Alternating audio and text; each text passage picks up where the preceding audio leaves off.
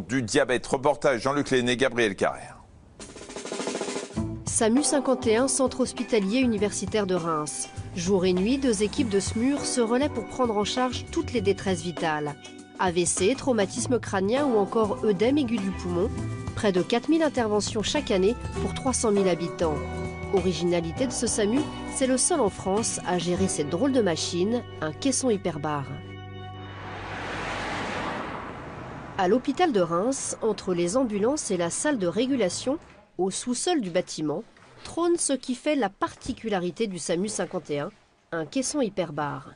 Difficile d'imaginer l'utilité de cette machine destinée à traiter les accidents de plongée dans cette ville située à 250 km de la mer. Pourtant, elle permet de soigner de nombreuses autres pathologies. Allez, on va les voir. On va faire le point sur la situation, Madame Housset. Chaque jour, Catherine fait près de 4 heures de route pour soigner ici son artérite. C'est il y a 6 mois que tout a commencé.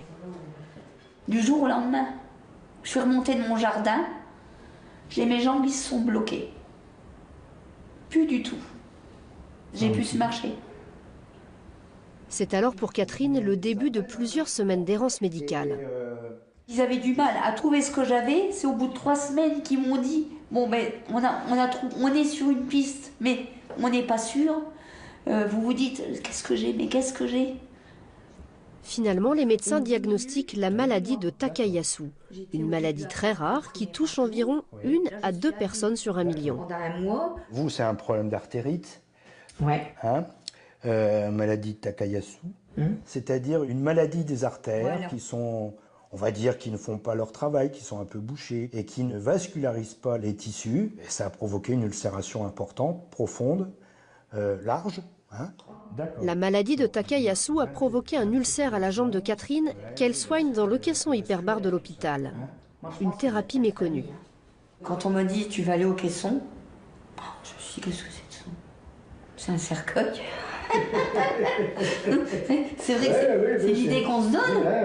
Alors bon, c'est là que j'ai été voir sur internet, j'étais passé ma curiosité, et puis c'est là que j'ai vu la machine. Moi j'ai dit bon, on va risquer, on verra bien. Cela fait maintenant 1 mois que Catherine vient ici soigner son ulcère à la jambe. Alors, où ça en est maintenant? J'avais quand même, au début, c'était quand même comme ça. Ah, oui, je me souviens. Avec les amas de sang. Là, c'est à ce niveau-là. D'accord. Donc c'est bien rétréci. Oui, il n'y a presque plus rien. Ça s'est très très bien cicatrisé. C'est vraiment pas belle à voir. Bon. Alors on va y aller. L'intérêt du caisson hyperbare, c'est de délivrer de l'oxygène sous pression. Et avec ce traitement-là, on augmente la partie dissoute de l'oxygène dans le sang, c'est-à-dire non transportée par l'hémoglobine, par les globules rouges.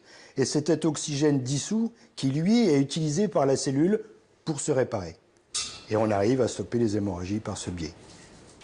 Une technique qui permet la régénération et la cicatrisation des tissus. Un traitement de la dernière chance, surtout pour les hommes comme Michel et Jean, qui ont été soumis à des rayons X pour soigner leur cancer de la prostate. Les radiations, quelquefois, entraînent des lésions de vessie qui est à côté de la prostate, qui saignent, parfois énormément, et qui peuvent aboutir à être obligés d'enlever la vessie pour arrêter le saignement.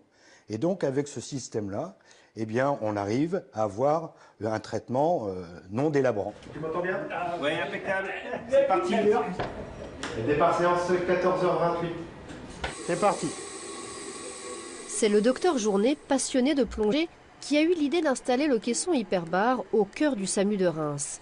Dans un premier temps pour prendre en charge les intoxications au monoxyde de carbone. Les SAMU sont confrontés à la prise en charge de ce type d'intoxication. Et donc, on avait traditionnellement recours à un caisson hyperbare pour prendre en charge ces intoxiqués. Et de là, de ces indications aiguës incontournables, on a développé un centre hyperbare. Voilà l'historique. Donc là, on est en phase de compression à 1 mètre par minute pour atteindre 15 mètres de profondeur. C'est là qu'il peut apparaître des difficultés pour équilibrer les tympans notamment, et il faut s'assurer qu'il n'y ait pas de douleur. Sinon on peut stopper la compression quelques instants, le temps de permettre un bon équilibrage au niveau des tympans. C'est les gens qui sont habitués, ils en sont à une 10, 15 ou vingtaine de séances chacun, donc ils commencent à bien maîtriser la compression. Chaque jour, depuis un mois, Catherine, Michel et Jean se retrouvent ensemble dans ce caisson pendant 90 minutes. Une plongée qui finit par créer des liens. Il va nous raconter une histoire.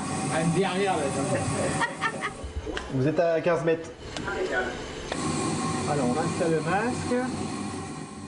Fin de la récréation. L'oxygénothérapie hyperbare commence maintenant. Les trois complices vont respirer de l'oxygène pendant 1 heure. Catherine, elle a bien dormi. Là Ouais.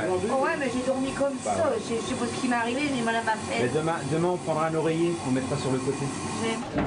N'allez pas abîmer le caisson, hein. Ah oui. Et un petit café pour Madame Housset. Et le traitement ne s'arrête pas seulement au caisson. La régularité des séances permet aussi à l'équipe médicale de créer avec ses patients un lien devenu rare à l'hôpital. Une ambiance qui participe aussi à la guérison. On est sympa, tout, on vient pas contre cœur, on est bien accueillis, on se sent bien. On se sent bien. On se croirait pas à l'hôpital. Dans un lieu médical. Voilà. Et puis on sait qu'il y a quelque chose au bout. Déjà d'une, on est bien accueillis. Et puis il y a une guérison peut-être enfin. Oui, il y a c'est ça. important. Croyez qu'à vous lamenter chez vous, à ruminer, que vous allez guérir plus vite?